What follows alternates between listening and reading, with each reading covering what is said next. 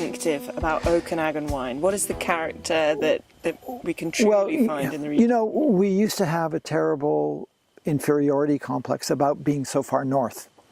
You know, California is the land of milk and honey, and it's south, and they have palm trees, and we don't.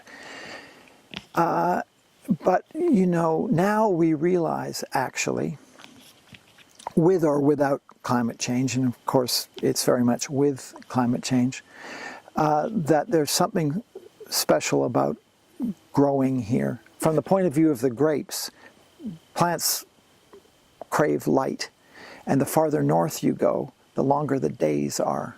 So something that's unique about this place is that we have very, very long hours of daylight, 3.5 hours more than in California in the peak of the growing season. That is very, very, very interesting. So what we get is we get wines with very precise, very clear flavors, but wines that are very light and fresh and juicy. And, you know, our wines are built on fresh natural acid. And really, that's the envy of a lot of regions in the world.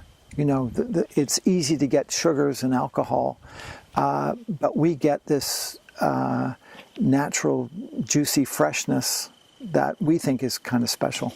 Excellent. And I mean, it's 6:30 when you talked about light. It's 6:30 now, and we've still got a couple hours of light left for sure. here. Yeah. And this vineyard that we're in is a very special one for the project, because this is not only the highest altitude vineyard in Canada and possibly North America, Quite possibly, but it's also pushing Okanagan Valley to further extremes. Right. Can you explain a bit about the limits that we have here? Well, first of all, you know, we're in the Okanagan.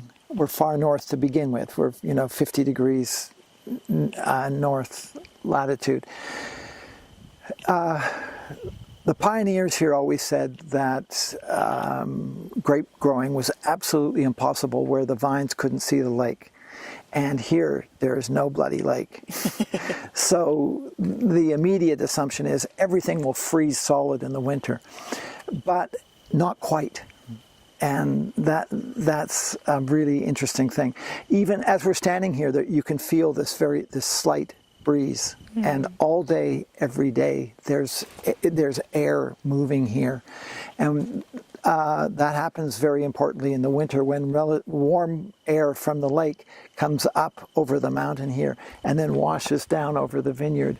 And so far, nothing has frozen. And that's, you know, this very subtle, very delicate thing of this. It's the movement of air from one end of the valley and to the other. And it's, you know, what Alan York always used to say, wine is about shit you can't see.